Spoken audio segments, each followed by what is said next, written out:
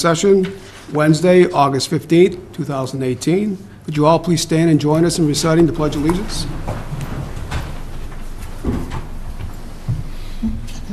I pledge allegiance to the flag of the United States of America and to the republic for which it stands, one nation, under God, indivisible, with liberty and justice for all. Thank you.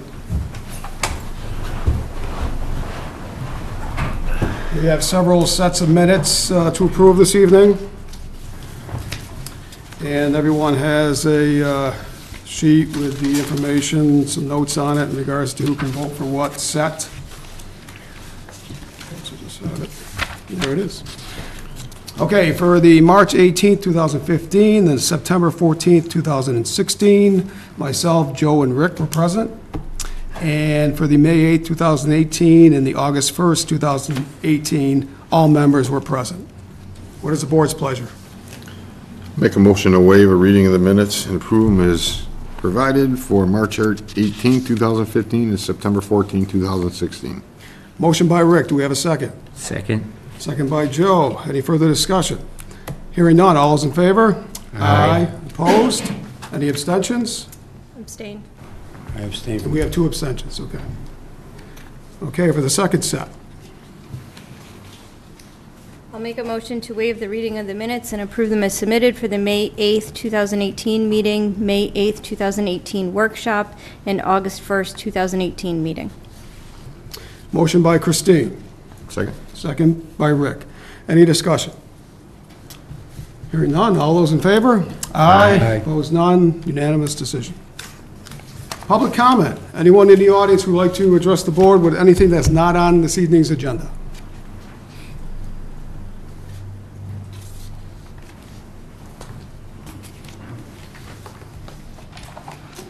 My name is William Colas.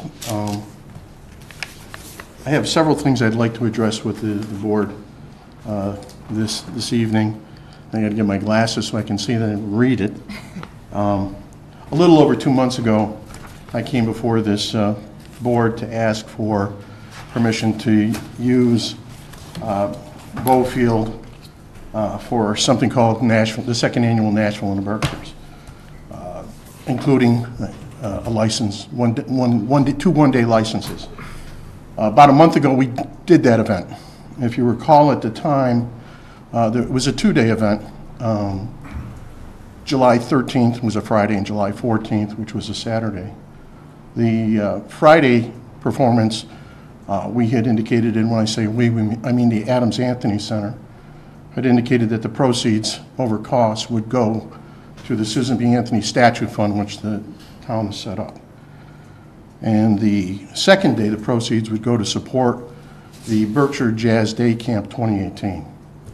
I'm here to tell you today, and I have to distribute to you, and I'll put it off to the side later, a letter from the Adams Anthony Center signed by almost all of the volunteers that participated on Friday the 13th program, announcing that the Adams Anthony Center is going to make a $4,000 donation to the Susan B. Anthony Fund.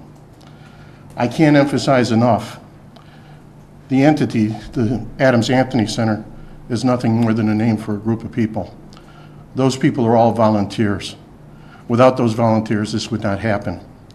Also, we had a series of sponsors without which it would not have happened. They're also indicated on the letter. As I said, I'll present that later. I also have the pleasure of telling you, as I speak here right now, there are 5 world-class jazz musicians up at Hoosick Valley High School in the music function room.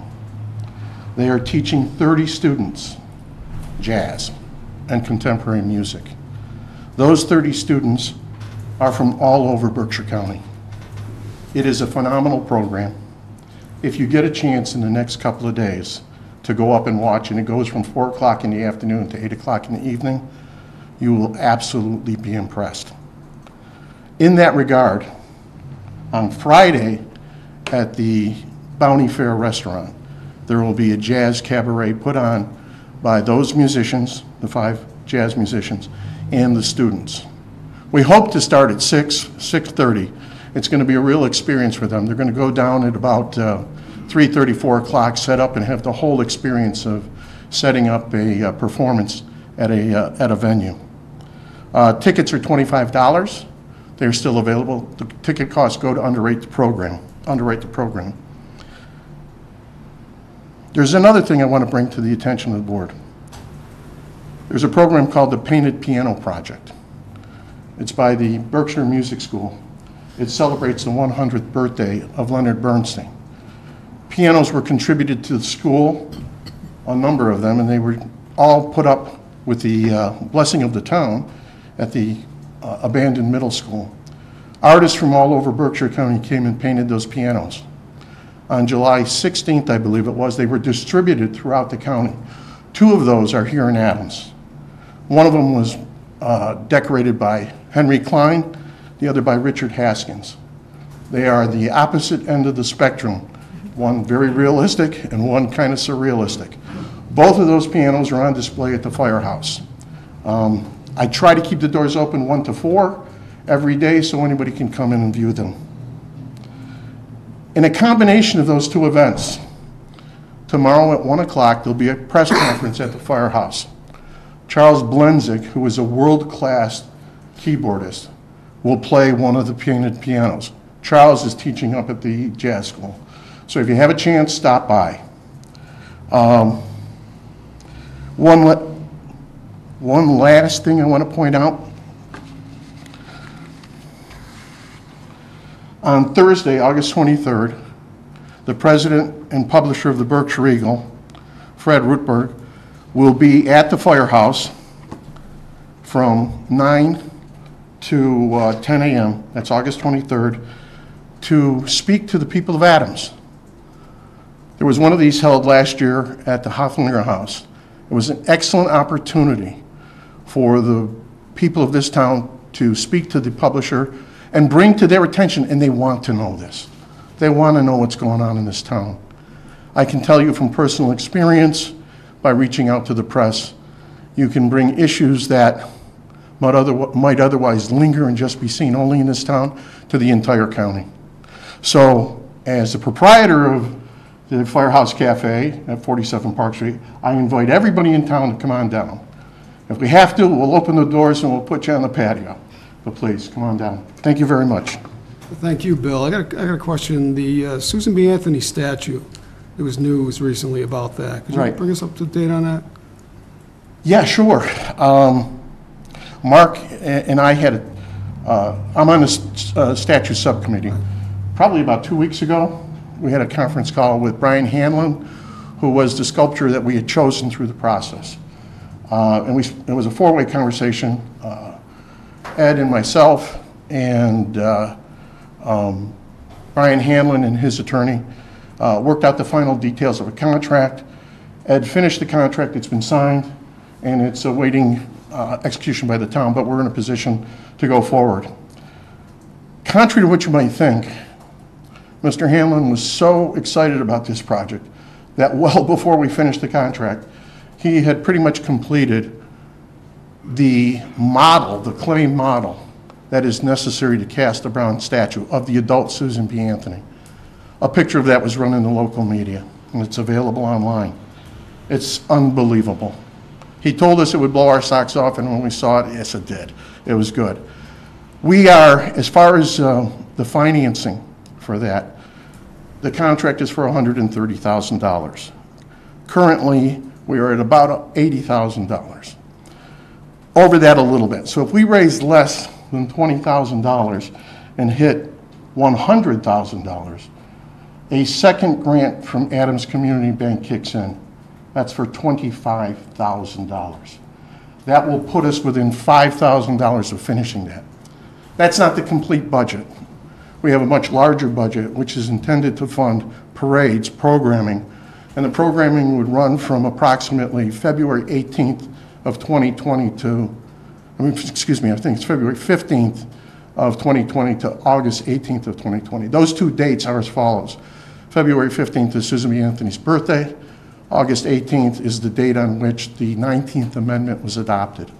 2020, of course, is the 100th anniversary of the adoption of the 19th Amendment, and and would be Susan B. Anthony's 200th birthday. I can't emphasize enough, we had talked about the location. We have preliminary approval from the board. The statue will go on the town common. If the first part of what Mr. Hanlon has done is equal to, or the second part is equal to the first part, this is going to be an unbelievable statue. Just as an FYI, and kind of mark your calendars, on Columbus Day or during the Ramble Fest, Brian Hanlon, we're scheduling him to come up here, make press appearances. We hope that with that we can close the funding gap, have the statue taken care of, and then move on to raise the money to do the rest of the celebration. And if you have any questions, we'd be happy to answer them. All right, anyone from the board? All right, thank you, Bill. Thank you. Appreciate it. Anyone else for the good of the order? Hearing none. Moving on to new business. We have representatives from the LC Squared. Got the 2 on there, so would you please approach the board and identify yourself and the company you're with and who you are. And Good evening. My name is Art Babayan. I'm a principal of LC Square LLC. okay. First of all, thank you for the opportunity providing us tonight to speak with you. Greatly appreciated. It's very important to us. I would like to use this opportunity to brief the board on who we are, what we plan to do, where we're planning, what our near-term plans are, what our long-term plans are, and answer any questions you might have. So first I'd like to start off by describing who we are. So we assembled a very strong leadership team. I'm a principal of the LC Square. A couple other team members are former CEOs of legally medical cultivation companies who were established in the state of Massachusetts and New Hampshire. Anthony is not able to attend today, but he's a team member, Steve, who's an industry expert on security and regulations in cannabis industry as well. I strongly believe in people, and that's where we started. We put together a strong leadership team. So we are in the process of applying for a cannabis cultivation license. So we are cultivators. We are not looking for distribution. So we are in the process and getting very close to securing a building at 173 Holland Avenue.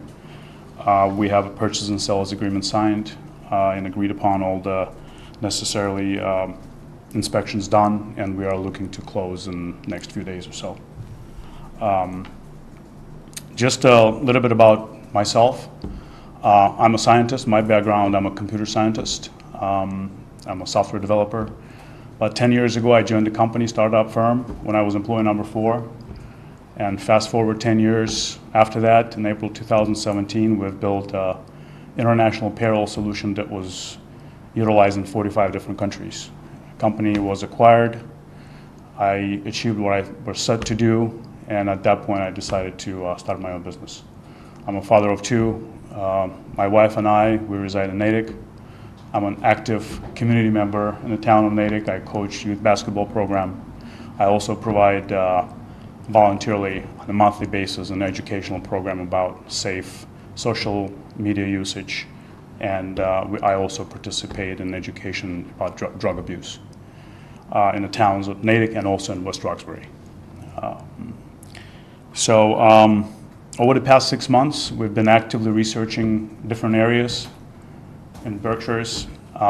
We had multiple opportunities to sell our businesses in towns such as Ware and Belchertown, just to name a few. But for several reasons, I could not see myself becoming a long-term member of that community, for several reasons. I strongly believe in a win-win relationship, and every time I traveled to Adams to look at facilities, visited restaurants, gas stations, grocery stores, I always felt welcome. And it is a huge deal to me personally. Third of my life I spent in business. And it's very important to me personally to be surrounded by people that are respectful, that are welcomed, and it's And I felt that every time. So we made a decision to settle down just because of that reason.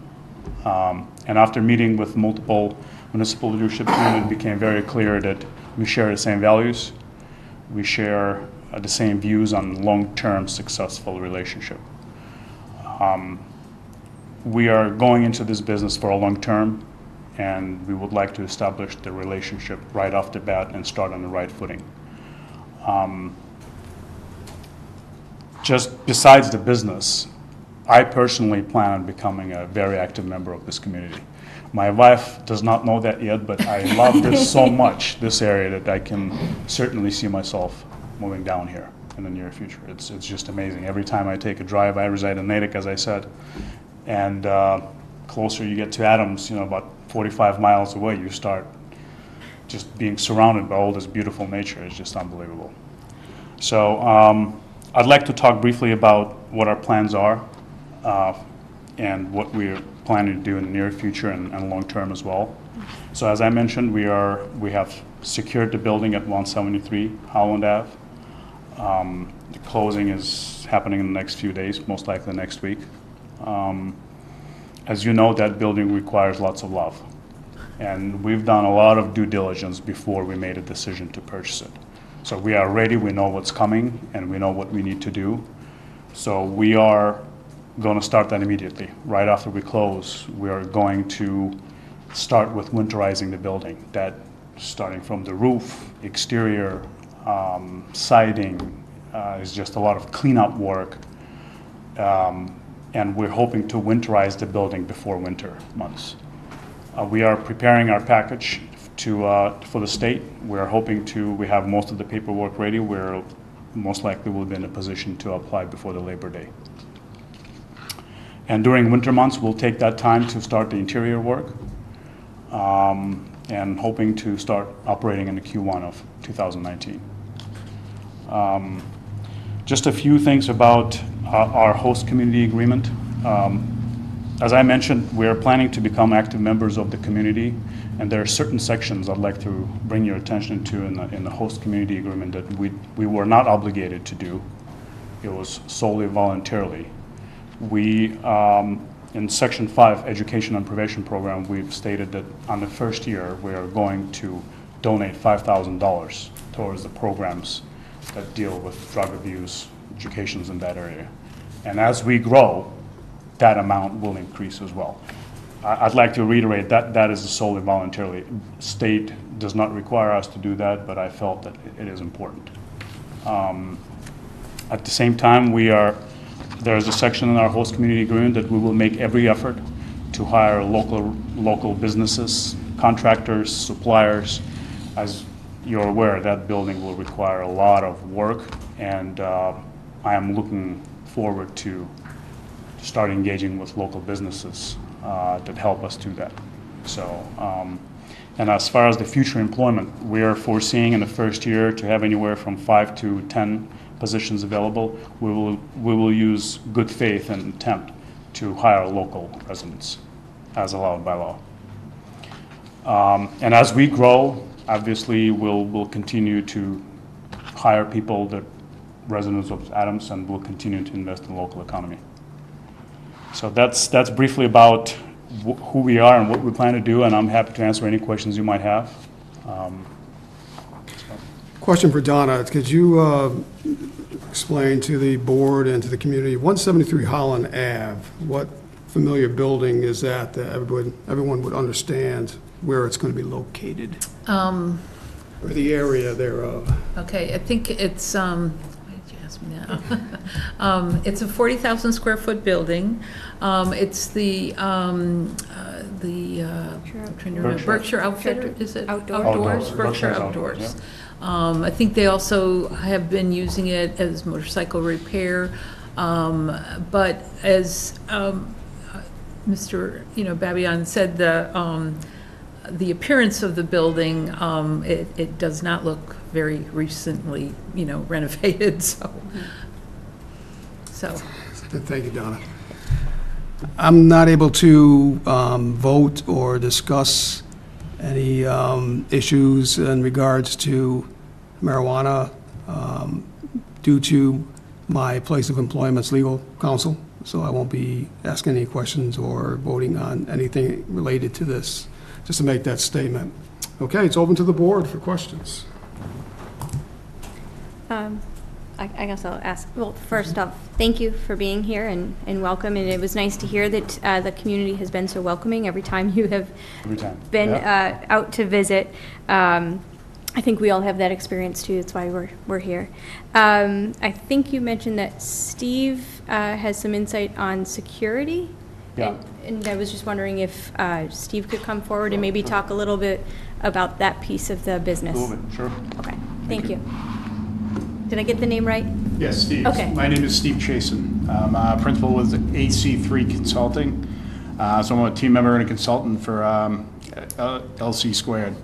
I'm a former regulator with the Department of Public Health, medical use marijuana program. So I opened up the first 5 or 6 cultivation sites here in Massachusetts. I was responsible for the security of those, approving the security of those. So I have a deep knowledge of security, not just in cultivation, but all the facilities that are opening up here in Mass. So the security is mirrored from medical to the adult use, almost verbatim, cut and paste from regulation to regulation, which was a smart move because the medical use marijuana had a very robust security plan and what was required. So the entire facility is going to be cambered inside and out. The entire exterior has to be cambered, including the parking lot and any other areas around there. Inside, any place there's a marijuana can be is going to be under camera.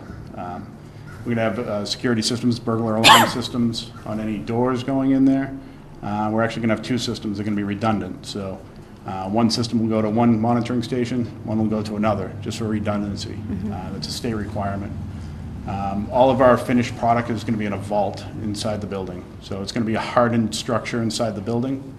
That's also going to have added security. There's going to be panic alarms. There's going to be motion detectors. Quite honestly, this may be one of the most secure facilities in your town when we're done with it. If you look at the amount of infrastructure that goes in. But it goes further than infrastructure. Our policies and procedures, lend towards making sure we have the right people in the facility. So the state does a background check. We also do an extensive background check before we're going to hire anybody. So we're going to make sure, people coming in there aren't going to be prone to diversion or anything like that. We're going to have policies where uniforms are going to be worn in there. People aren't going to be, employees aren't going to be in there with pockets or anything like that, which really hasn't been an issue in the industry, but it's an added sense of security on that. So our vehicles, we're going to be transporting from our facility, delivering to wholesale, to other establishments.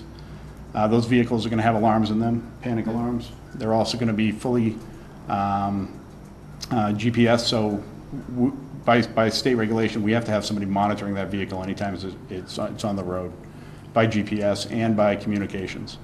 So out here, my ride out here, I'll tell you, there were some issues, we got mountains and stuff like that, so we're going to make sure whatever communications we have, it might be satellite phone at this point, which, is something we will use. So we're going to have constant communications with them. We're going to watch them on the GPS. If they go outside of their planned route, we'll know immediately. If they speed, we're going to know about it. We're going to know everything that vehicle does. So it's good for management to have that, and we'll be able to watch everything they do moving forward. As far as locally, we had a brief conversation with the chief today. We're going to continue that conversation. Once we move forward and come up with our plans, we're going to engage the town and the police department to the extent that they want to be engaged on all of our security, not just the infrastructure, but also the policies and procedures. You guys are the eyes and ears of the town. You have the experience here. The chief has the experience. He's going to know where the critical points are that we have to look at and improve on. So we're very security focused on this, not just by regulation, but just by the way this business is run. And we're happy to share with that. We're going to have a community meeting coming up. We'll also talk about security there. It's one of the subjects that we're mandated to talk about. We also like talking about because we're going to do a good job on that. So. Now, Steve, are you a principal with LC Squared, or you're a separate entity I'm a that's separate been entity. hired? I'm a consultant with LC Squared. And the company that you work for or run? AC3 AC3. LLC. And the 5 to 6 other cultivation facilities in Massachusetts, where are those located that you? The first ones we opened up, it was Amesbury, Brockton, Ayer, Franklin, and I'm missing Lowell. There's one more in between there. It was back in 15, but trying to think of the last one that I was involved with out there. It may have been, it was Fitchburg Okay. and Georgetown, now that I think about it, so. Oh, okay. Thanks. Rick? Now, this is going to be strictly a grow operation, or is it also going to have sales at some point? or- This is a strictly cultivation. Okay. Joe? Yes, I was very keen on listening to what you had to say. I thank you so much for your kind words about Adams.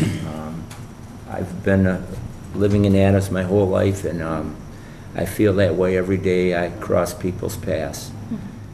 I had a few questions about the business per se. As you well know, the federal government is saying that marijuana is illegal. What's your take on all of a sudden something being done by the federal government doing away with marijuana growth in the states? I don't think it's going to happen, but could you please give me your thoughts on Sure. that? There is certainly a risk factor involved, but given the fact that lots of states already adopted it and they've been running this program for a while, and the federal government was, for lack of a better term, staying away from them. As you know, there's a significant investment that we're making, and it's a calculated risk. But my personal take is that it will be up to states to dictate, and obviously Massachusetts decided to legalize it, and I think that's going to be the pattern going forward. So obviously there is a risk, and I truly understand we're taking a risk, but it's a very well calculated from our side. We wouldn't be investing a significant amount of money into this.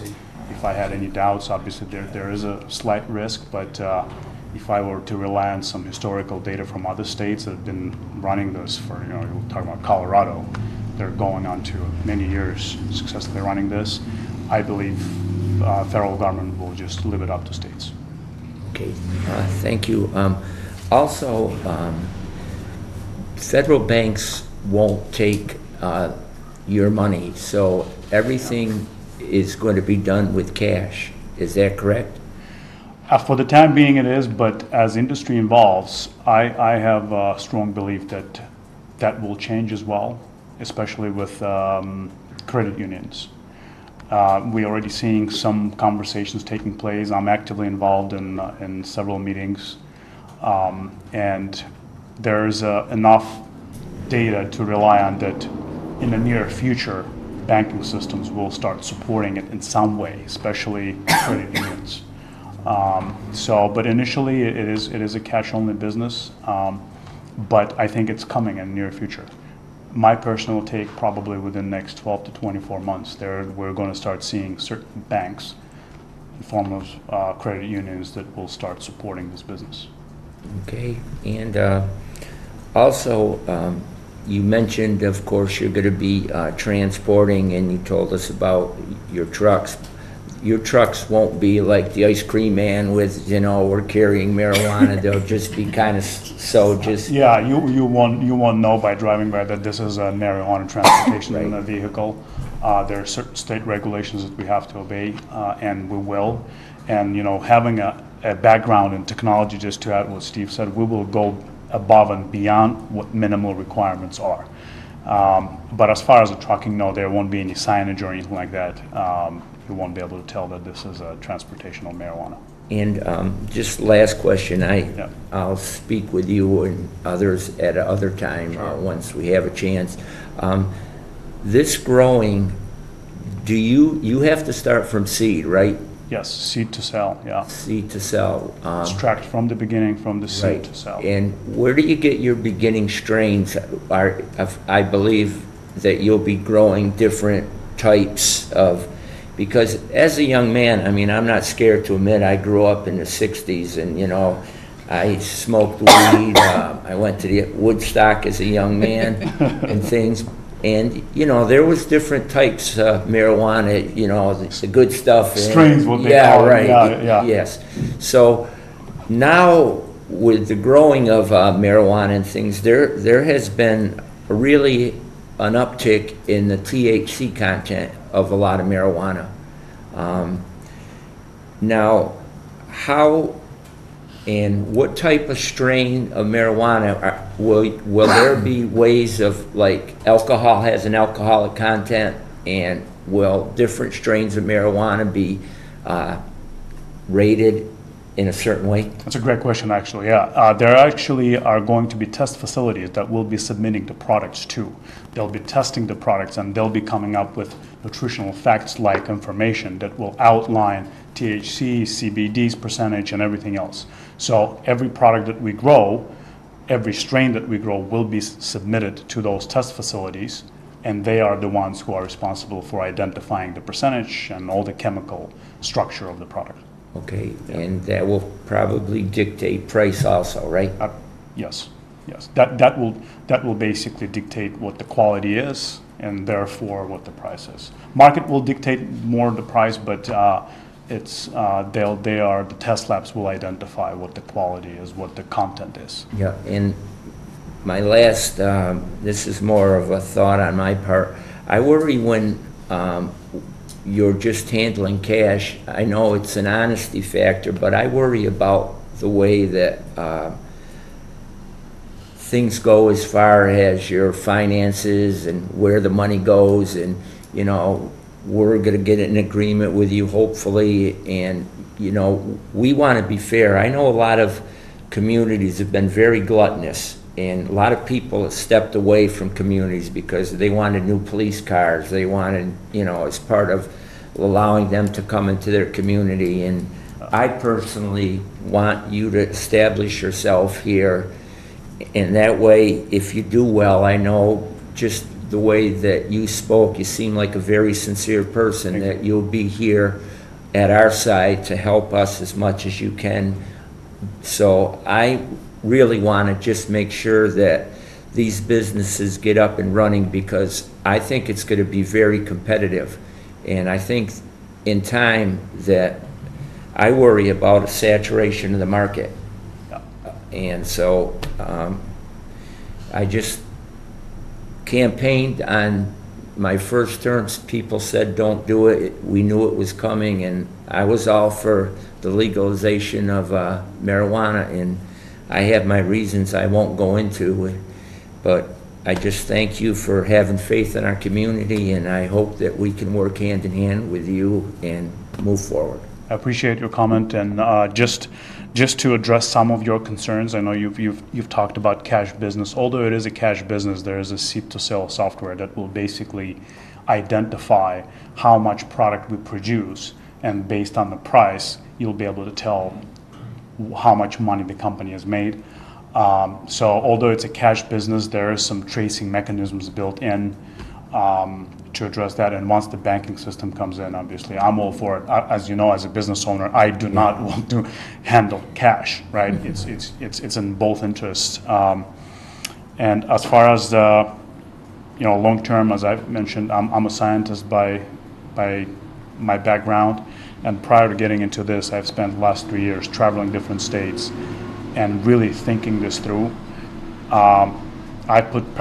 I personally put together a business plan for this company. We are friends and family funded. I have obligations to my friends and family now. Hopefully I'm going to have some obligations to the town of Adams. So I'm not a big pocket investor in any way or form. So I've thought this through. I've personally built my business plan, and I strongly believe in it, and I'm looking for a long-term relationship here. So, yeah. And lastly, I did inhale. I don't personally consume, but I know, yes. Okay. Thank you very much. Jim? Yes, how are you going to handle your waste from that facility? Sure. Steve, you want to talk about that? So we're talking about marijuana waste. By law, by regulation, we're going to take all of our marijuana waste. It's going to be stored for a period of time, but probably weekly we're going to destroy it. We're going to make it unusable. So by doing that, we're taking a chipper shredder and taking the plant matter, putting it through the chipper shredder into tiny little pieces, and then we're mixing that with organic material, other organic material. So what we're growing it in, if it's a grow media, soil or whatnot, we're going to mix it up in there, 50-50, or well, it's going to be well above 50-50, but that's for equal amounts of marijuana waste to inert material. Mix that up, and from there it's probably going to go to compost. I'm sure there's somebody around here. This is going to be very nutrient-rich material. It's coming out. We grow once in it, and it gets destroyed and composted. So it's going to go out to we're going to look locally at first of people that want this, but it's usually a commodity to local farmers and growers. So that's where all the marijuana waste goes.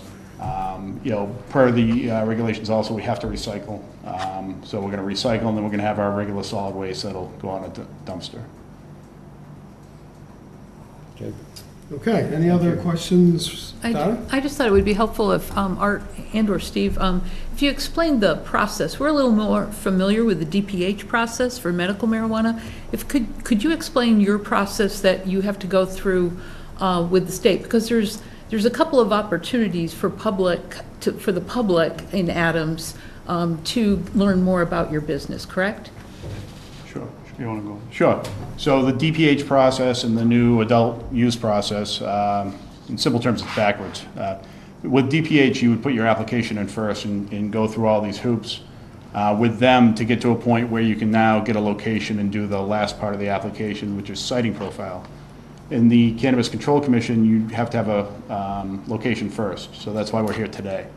To do our application, we need a host community agreement from the town to complete our application.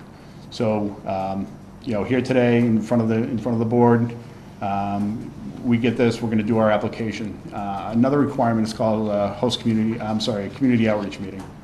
So in the near future, we're going to schedule a community outreach meeting that we're going to post in the local paper. We're going to send it to all the abutters in the area. We're going to post it in town hall. We're going to send it to the town officials here. And we're going to have a meeting, and talk about some of the things we've talked about today, but also some other things. Everything about our team, our plan moving forward, that'll happen then. And then after that point, our application is reviewed by the Cannabis Control Commission. We're hoping it's they say a maximum 90-day turnaround. We're hoping it's going to be quicker than that. At that point, we only get a provisional license. So they say, okay, you've done everything good so far. Now it goes to bricks and mortar. So they'll come out and they'll inspect our policies and procedures. They will engage with the town and say, how are you guys with this? Is everything going good? Once we build out and get occupancy, they will come out for another inspection of the facility.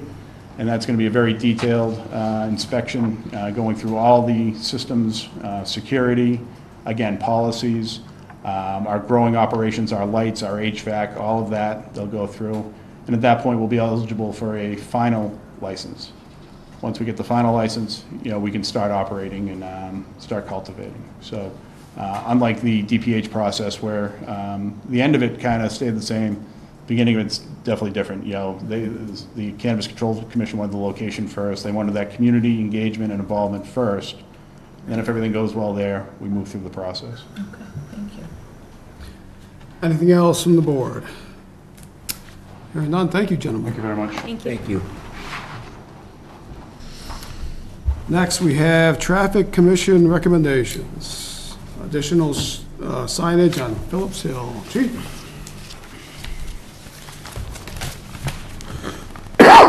What I'll do is I'll read through the letter that was provided to the board from Chief Tarsa as the representative of the Traffic Commission. He is the chairman of the Adams Traffic Commission. Dated August 5th to the board, their Chairman Duval, on Tuesday, July 31st, 2018, the Adams Traffic Commission convened a meeting that primarily dealt with a parking problem on Phillips Hill. The complaint was originally heard on Tuesday, June 26, 2018, at which time it was tabled. The reasoning for this action was to allow concerned parties at Mullen Moving Company on Grove Street to attend a future meeting. The continuation also would allow for proper confirmation being made with Mullen Moving Company that they were notified. Prior to the meeting, Mullen Moving Company took internal measures to address the neighborhood's concerns. According to the Phillips Hill residents that were present, the measures that Mullen had already taken had shown positive results. One of the measures taken was the installation of signage regarding no unattended motor vehicles. Although the signs that were attached to the building were appropriate, they are not enforceable by law enforcement. Keeping this in mind, it was through a unanimous decision that the Traffic Commission makes following recommendations to the Board of Selectmen. We respectfully recommend that additional signage stating unattended vehicles shall be subject to fines be installed on Phillips Hill in the area of Mullins Moving Company's loading dock area. In order to properly post the area, a sign should be posted south and another north of the loading dock area at proper distance as determined by the Department of Public Works. Enforcement mechanisms are already provided for under Article 1, subsection 202-6, as they apply to parking fines. On behalf of the Traffic Commission, I thank you for your time and assistance with this matter. Respectfully yours, Richard Charsa, Chairman of the Adams Traffic Commission. Chief? I think the easiest thing to say is, are there any questions from the board? I just had one question, Chief. Will these signs be on the property that's owned by Mullen Moving? Town, Okay. that's the idea for the signs, because you can't put them on private property. Right, They're exactly, unenforceable. right, yep. Any further discussion or questions? Hearing none, do we have a motion? Make a motion to approve the recommendation by the Traffic Commission to have two signs placed on Bob's Hill, Phillips Hill, wrong hill, Phillips Hill, for unattended vehicles shall be subject to fines. Motion by Rick, do we have a second? I'll second it.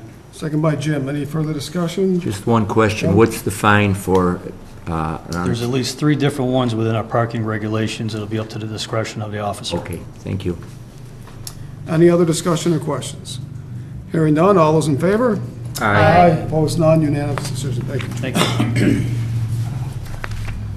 Next, we have ratification of Community Development Financial Assistant Carla Thomas. The board, you have a separate piece of paper that was on the desk this evening, which replaces the one that was in your packet.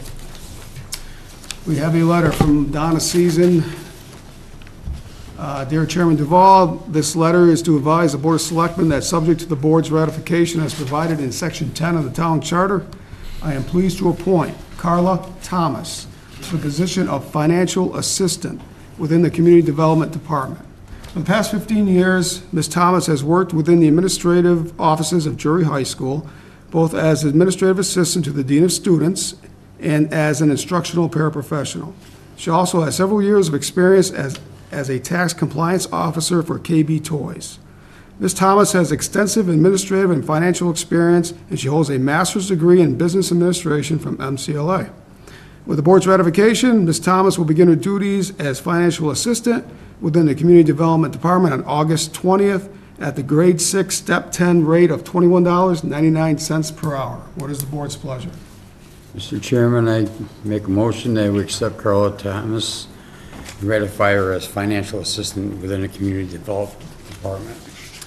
Okay, we have a motion by Jim, I'll second. second by Christine. Any further discussion? Hearing none, all those in favor? Aye. Opposed, none, unanimous decision. Donna, do you have anything to add? Or- Just that I'm looking forward to working with Carla. As the board knows, we have multiple grant projects, and having somebody with the financial background that she does will be extremely helpful to us, so. Okay, thank you. Okay, next, we have another appointment. Okay, this is for the ratification of Bruce W. Bump. Letter from Donna Season. This is in regards to the position of DPW skilled laborer. Dear Chairman Duval, this letter is to advise the Board of Selectmen that, subject to the board's ratification as provided in Section 10 of the Town Charter, after interviews, I have appointed Bruce W. Bump to the position of DPW skilled laborer. Mr. Bump has extensive experience in general construction and equipment operations and would begin the position as a skilled laborer, Step 4, rate of $17.41 per hour on August 20th, 2018, pending successful passing of a physical. This is from Donna Season. What is the board's pleasure? Make a motion to ratify the appointment of Bruce W. Bump to the position of DPW skilled laborer. Motion by Rick. Do we have a second? I'll second it. Second by Jim. Any further discussion? Hearing none, all those in favor? Aye. Opposed, none, unanimous. And the last ratification is for a DPW Maintenance Technician Operator 1. Okay, again, we have a letter which was at the table prior to the meeting. You could refer to that one instead of the one in your packet. Dear Chairman Duval, this letter is to advise the Board of Selectmen that, subject to the board's ratification as provided in Section 10 of the Town Charter, I have appointed Tristan Ferrari to the open position of Maintenance Technician / Operator 1 within the Department of Public Works. The town received 11 applications for the position. DPW Working Foreman Steve Scrocky and I interviewed the top 6 candidates. The decision to hire Mr. Ferrari is based on his previous work experience and his excellent performance as a seasonal employee these past few months. Mr. Ferrari will begin his position at an Operator 1, Step 1 rate of $16.30 per hour on August 20th, 2018. Sincerely, Donna Season, Interim Town Administrator. What is the board's pleasure? Make a motion to ratify the appointment of Tristan Ferrari to the position of Maintenance Technician Operator 1. We have a motion. DPW. Okay, motion by Rick. Do we have a second? I'll second. We'll give that one to Christine. Any further discussion? Hearing none, all those in favor? Aye. Aye, opposed, none, unanimous. Okay. Mr. Chairman, we have 2 items on the agenda that we skipped over. You know how I like to get these things moving. I know. I appreciate the board's input. Keep an eye on me. Okay, let's go back. Oh, yes, we have the appointment of a board liaison for the Berkshire Regional Transit Authority Advisory Group. Christine did attend the first meeting. I'd like to hear what your comments are. You're not doing So, I did attend the BRTA Advisory Group meeting a couple of weeks ago, representing the town of Adams at that time. Bob Malnati, who's head of BRTA, did ask for a permanent appointment from this board to serve on that advisory group. It is an advisory group that has a representative from each of the towns and cities in Berkshire County, at least invited to the meetings. Transportation is a really important item for our community and for all communities in Berkshire County, but we really should have a representative at that advisory group. They meet monthly, Thursdays at 4 o'clock. I think it's the 3rd Thursday. Yeah, it can't be, because I think it's the 4th Thursday at 4 o'clock at the Intermodal Center. And I know at that time I had asked if anybody was interested in serving on that advisory group, but they are looking for an answer. If no one on this board is interested, it is something that I could do, but I would be looking to have somebody from the board maybe take one of my other responsibilities so that I would be able to serve on this. Well, Mr. Chairman, I'd like to make a motion to appoint Christine Hoyt as our representative to the Berkshire Regional Transit Authority Advisory Group. Okay, we have a motion by Joe. Do we have a second? I'll say. Second by Rick. Any further discussion? Did you move over?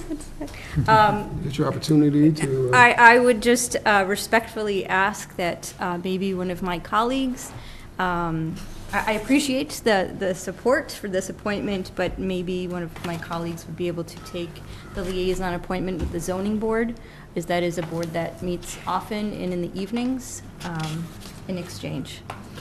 Mr. Chairman, I'd like to put that on our next agenda, so it gives some of the members a chance to see when the zoning board meets and see if they can fit it into their schedules.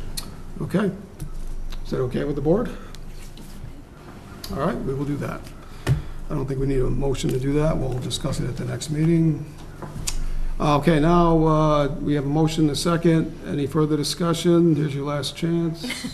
It's okay. Hearing none. All those in favor? Aye. Opposed, none. Unanimous? Was it reluctant? Yes. No. Thank you, Christine. You're welcome. All right, what else did I miss? You're not doing facility use? No, Okay. You good? that was canceled. Oh, yes, I just want to mention the facility use request for the Visitor Center on Hoosick Street for the Adams Police Community Night, August 16, 2018. Due to logistics, it just couldn't come together, get all the entities to be able to support this evening, so the event has been canceled. Okay?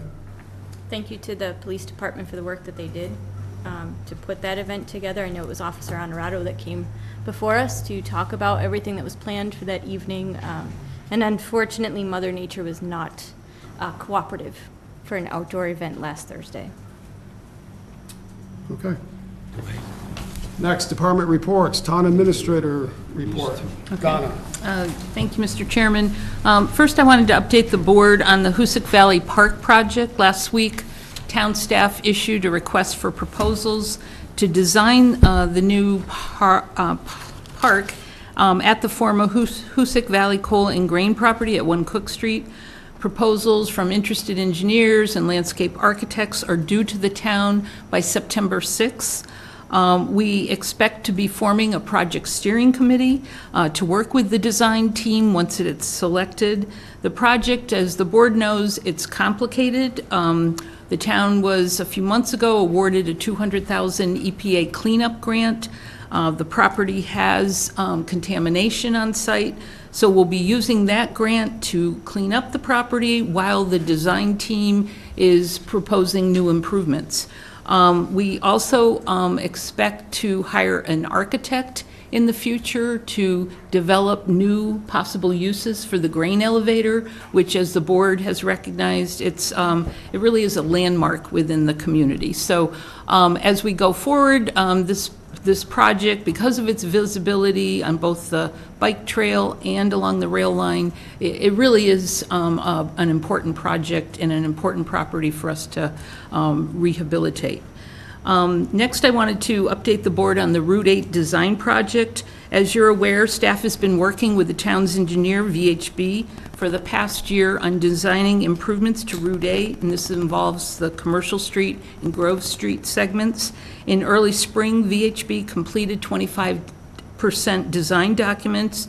These were provided to Mass DOT, both in the Boston office and the district office in Lenox. At the next step, or as the next step in the design process, DOT will conduct a design public hearing. It's scheduled for next Tuesday, August 21st at 6:30. It will be held in this room at Town Hall. The proposed project will consist of rehabilitating the roadway to include new pavement, new sidewalks on both sides of the road, a 5-foot bicycle lanes, new landscaping, and minor widening to improve road alignment and accommodate on-street parking north of Prospect Street. Because the project is a full-depth reconstruction, estimated cost is $5.8 million. The project will be funded by federal highway funds. Abutters along Route 8 have been notified, and we're certainly hoping for a good turnout at this design hearing. So I hope some of the board members will also be able to attend. So, thank you. Any questions for Donna? I just had a question that's, I was just wondering how we stood with bids to redo the roof of this building? It has, the invitation for bids has not been reissued yet, but we are working with the architect and expect it to be advertised next week. Okay, thank Yeah. you. Don, in regards to the Route 8 design project, during our discussions with Mass DOT, the estimated length of this project will be from approximately the downtown, the lights in front of McDonald's, Right. to the bridge, which is located just north of Mullen Mayflower. Correct. And that leaves the other side of the bridge to where the state highway begins, which is to the south of Mullen Mayflower. Correct. So the town and this board needs to keep that in mind, because we would have a brand-new Route 8 project. The state highway would have they keep up on their roads, so we have a stretch there that the town of Adams is going to have to probably invest in and bring that up to the other project, the Route 8 project. So that's down the road a little bit, but it'll come quickly, so just to give the boards a head up on that for future budgeting. Okay. I just have a question, just a pet peeve of mine. That bridge, when they redo that section down through there, is that bridge going to get painted? I think those are important questions at the design hearing, because at this point, it is not part of our project, but perhaps locally, we will let the state know how important that is to us. How do you repair a bridge and then leave the rusty old Yeah, that's, railings up? I agree. That is a state-owned bridge, and it's not ready to be replaced or fixed at this time, and so we're not going to include that in this project, but I agree that the railing should be painted, and yes, let's be there and make our... Having said that, it is, as so many things, it is more complicated because of, it's not just a simple repaint job. It requires a great deal of effort. You have to basically enclose the bridge, and so it's we may think, oh, just repainting. No. But I do think it is worth discussion and certainly bringing up that we're going to have this beautiful roadway and then kind of a sad-looking bridge, so. Yes. I'll be there. Okay, very good. All right, next is Town Council report. Attorney St. John. Thank you. Since my last report, I've had discussions with an insurer concerning a pending claim. I've reviewed the template for the host community agreement.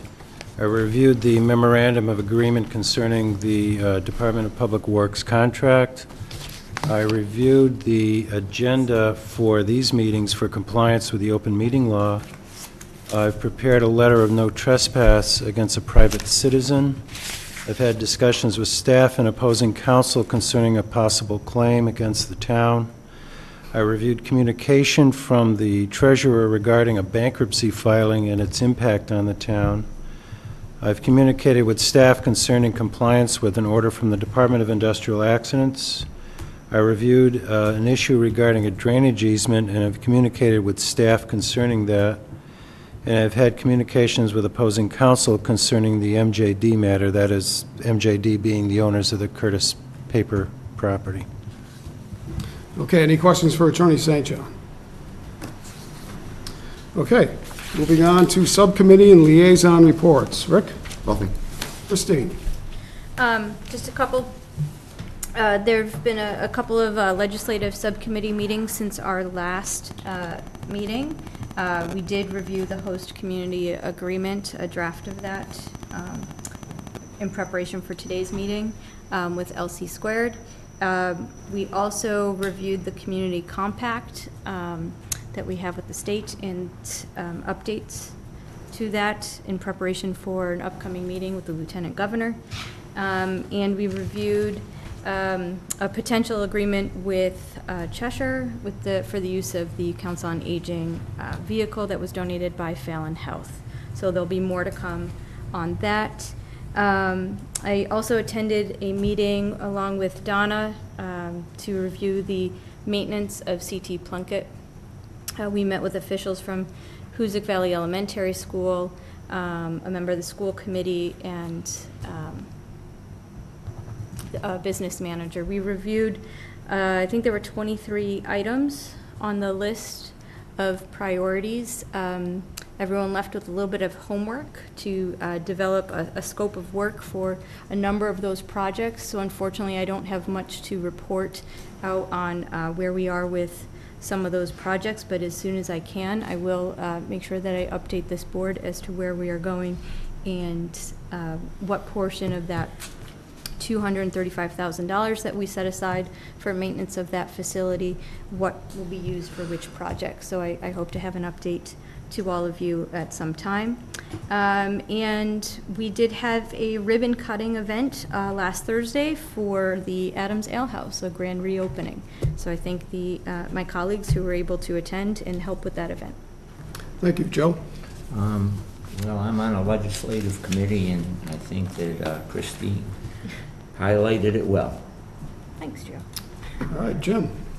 I attended the Parks Commission meeting the other night, and there was some concern about backstop at the field being dangerous, safety hazard, and I talked to Donna, and the Parks Commission has gotten involved, and we're going to do a temporary repair on that backstop just to eliminate that issue there.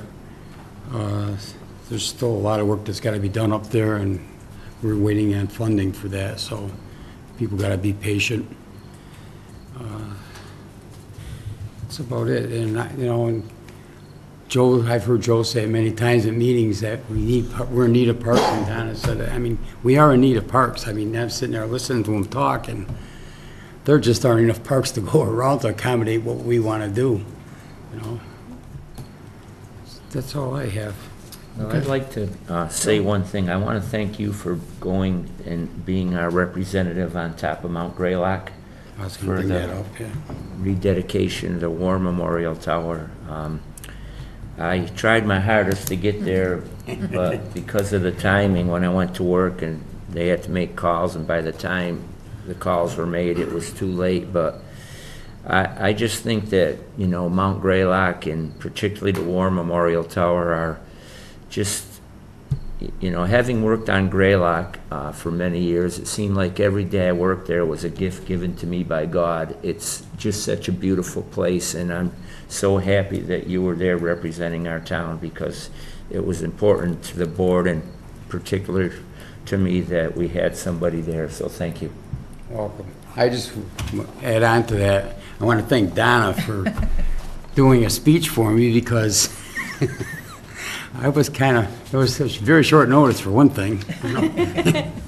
Well, you did a good job, and thank you, Jim. It was an enjoyable experience, to say the least. Good.